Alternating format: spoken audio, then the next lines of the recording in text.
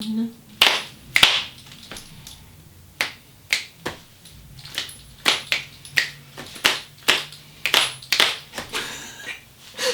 That was painful. Cut that out. No. How I wish something would liven up this already tedious day.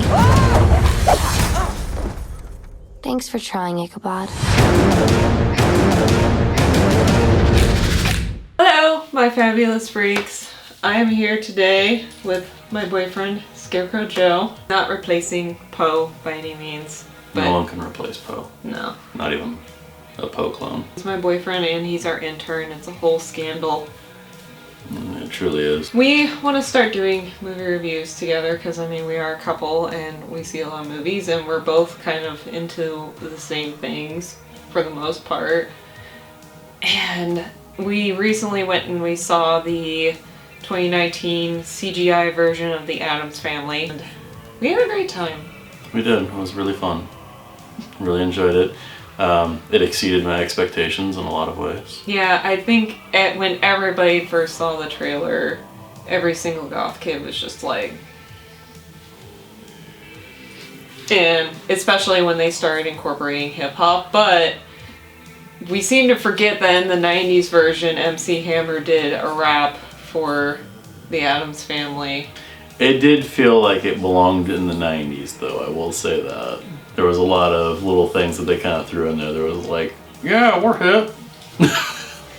I think those jokes are mostly made. They seem self-aware. Yeah, I think most of those like lame jokes were kind of made for the trailer and they saved the best for the movie, which I'm glad they did because I hate when movies are completely, especially comedy movies, are completely spoiled by, their trailers. Yeah, I agree with that. It definitely had a lot of hidden punches in there. There was a lot of good little gags. I knew within the first... Especially with Lurch. Yes. Stand by for that. I think within the first 2 minutes, you start to calm down and realize, okay, they didn't ruin the Addams Family. Because they actually tell... I'm not going to spoil the joke because I want other people to see it too, but within the first, couple minutes... They tell there's a really dark joke, a really dark gag, and I was just like, oh, okay, that's really hardcore, and definitely not a kid-friendly joke, and I'm kind of glad they went that route. Yeah, you kind of get to see a little bit of the origin of the Addams Family too. That was kind of cool and interesting. I'd never seen that done before, but then again, I did not read the original comics, which is actually what this animation is based on. Some people don't know that. Actually, I did not know that either, but she told me. I'm talking out my ass. There were so many people who gave, when they first saw the promo image, they were just like, this looks like shit! This doesn't look anything like the original! And it's like, it looks like the original comic. You have no idea what you're talking about, do you? No. Not you, but there were others out there that were just like, this is shit, I'm not gonna see it. Because it looks like shit. And Morticia is oddly super realistic. All the other characters are yes. Wah. She was absolutely... I mean, Morticia is mesmerizing to watch in every single... She's just a mesmerizing character. She is a vampire. Yeah, she has the vampire hands, but it's not just that, it's also her movements, and especially in this, I kept looking at her feet because I think we've all imagined her feet just kind of gliding. Well, the bottom of her dress. Yeah, the bottom of her dress just kind of gliding, and the CGI in this really pulled that off, so it's just really mesmerizing. Just look at her feet and just watch the bottom of her dress just kind of slither everywhere. I just find it really unique, and I don't know, it was just fun to watch.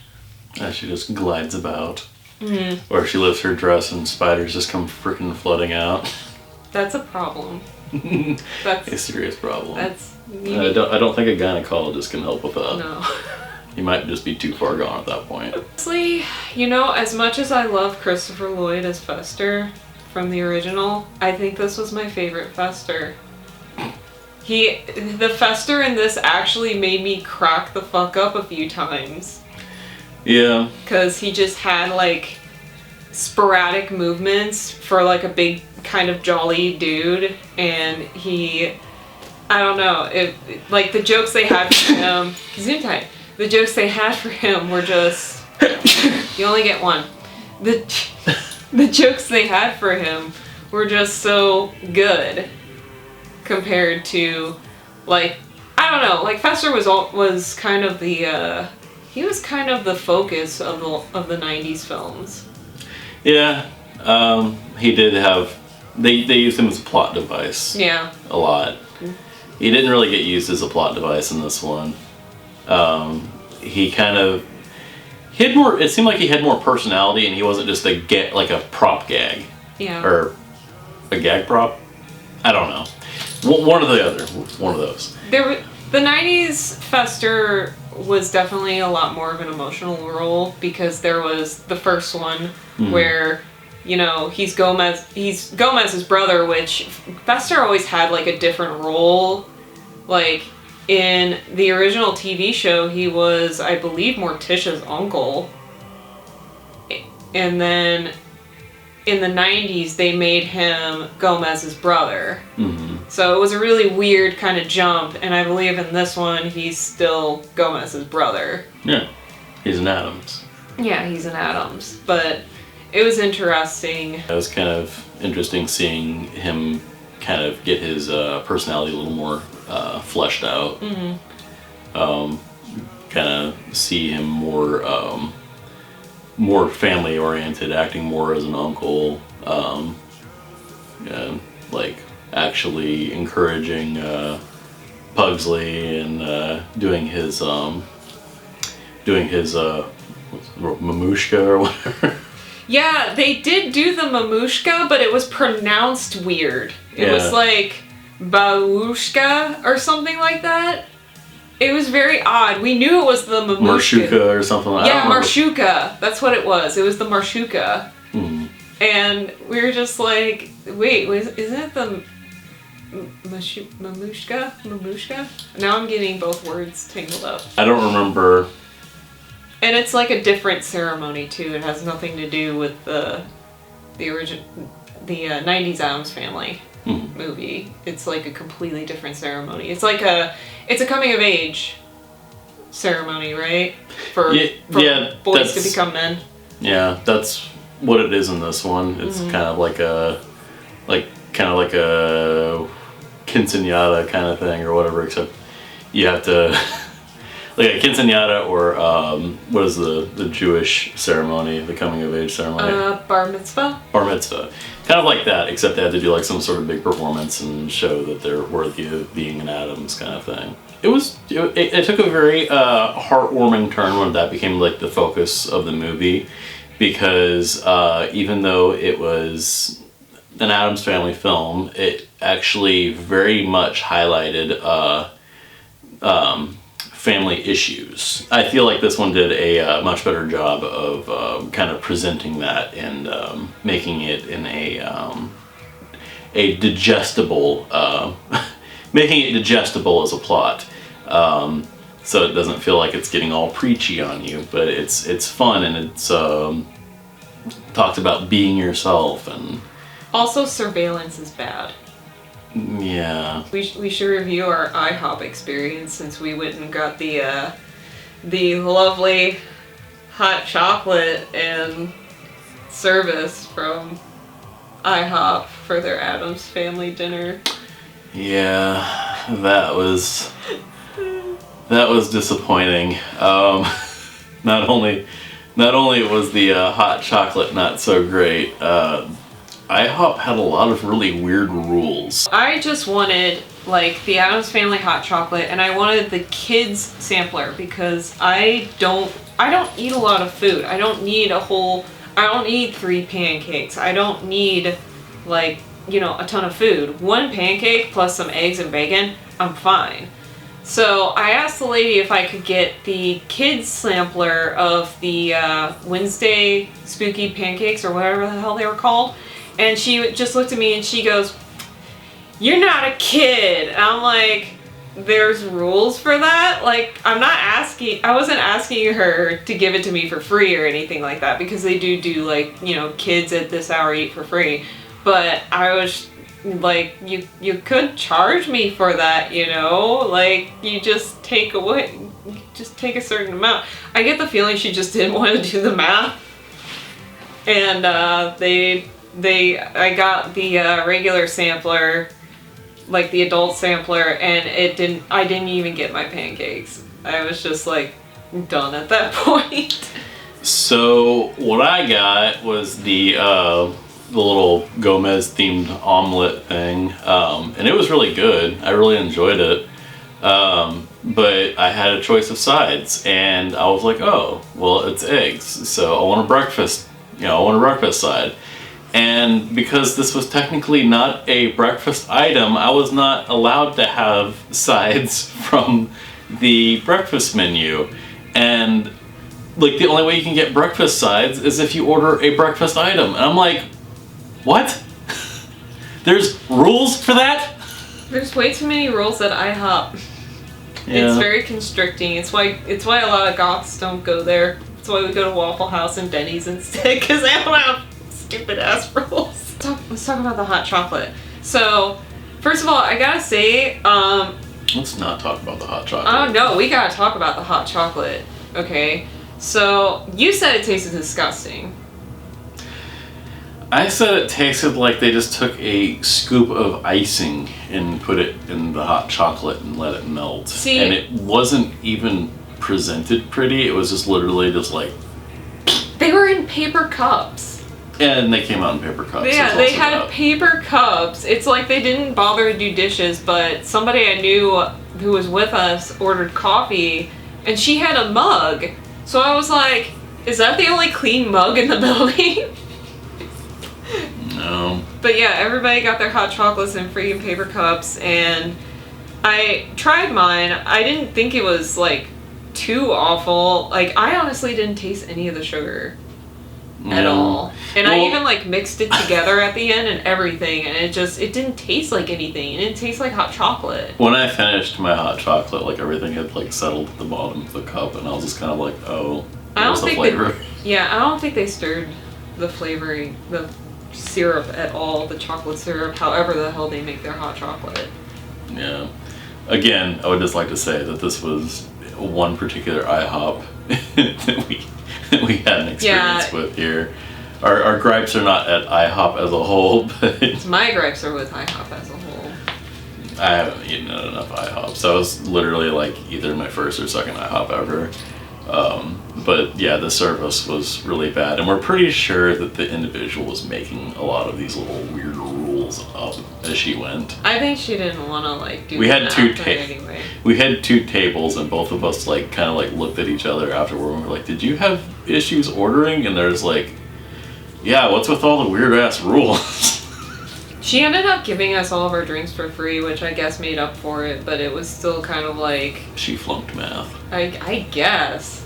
I mean, I'm not good at math either, but the prices are right there on the menu. You can just look them up. We had a great time, though, despite all that. Yeah, it was a really good experience. I would 10 out of 10 do that again, even though there were so many little weird things that happened, but we still had fun. We still had a lot of fun, and it was cool. All the people that came out and joined us and stuff like that. Yeah. It was a lot of fun. Yeah, we made it a Gateway Goth Events kind of small get-together, which we now officially have a Teespring. I'm going to link that down below. Mm-hmm. And we've worked on updating the Patreon. All of that money that's made from both of those things are going to go towards any event that Gateway Goth Events puts on, which you plan on in the new year. Yeah, we have aspirations of, employing, being able to pay DJs and stuff like that, and put on events like that. We also do like public meetups and stuff like that, but I mean, yeah, we want to actually be able to put on something bigger and better, and kind of, I don't know, contribute to the community, because I mean, hell, the community's done a lot for me. I didn't really have a real home outside of the Goth community, so it was a good thing for me. So that's what Gateway Goth Events is supposed to be for. It's to create a community and not necessarily look at it from a commercial aspect. I mean, yeah, you have to have some sort of income in order to make something stay afloat. But I mean, that's life. That's America. Yay. Yeah, but if it's a Patreon, or like even just something as small as buying a sticker or a shirt, that money goes into a pool, and then it can go towards something that's bigger that we can all enjoy. Would you definitely recommend the Addams Family? Absolutely. I really enjoyed it, and I thought that it had a nice little message in it, and it was actually funny. And I think it may be closer to the mark of what the original creator of the Addams Family wanted with it. I mean, even though it's kind of even though it's kind of dark, it's dark humor, and I mean, I think that it's healthy to look at. I think it's healthy to look at life's darker aspects from a humorous viewpoint. Because I mean, if we don't laugh at things, we don't really heal from it. You know what I mean? And I think the Addams Family kind of has that a little bit of that message too. It's okay to laugh at the macabre and enjoy it, and in some cases, like the Addams Family, embrace it to some degree. It's an aspect of life, and if you try to create this perfect little world where everyone's happy all the time, people start getting kind of crazy. I feel like that was part of the message in this movie. Yeah. So yeah, I definitely like it, and I think it was kind of oddly and maybe even just a little disturbingly relevant to our modern culture. But yeah, I really loved it. I give it, if not a 10 out of 10, a 9 out of 10.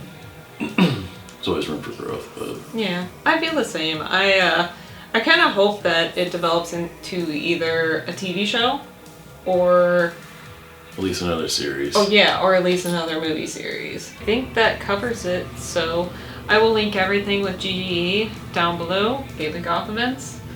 And by the way, I designed the logo for GGE, so I'm quite proud of that. She did awesome on it. Thank you. So check that out. Check out the new Addams Family. I'm pretty sure it's out of theaters now, but when it comes out on DVD or on Netflix, rent it, watch it, buy it, whatever. Do all those things. Buy the merch. The merch wasn't that great. Yeah, they had a lot of like advertising agreements with a lot of places. With iHop. That's all I saw was iHop. Well, there was that, and then they had some sort of advertising agreement with like Reese's and stuff like that too. I saw them at a lot of different gas stations. Oh, that's right. Mm-hmm. All right. Well, I guess that's it. So we'll see. That's it. We'll see you guys later. Bye.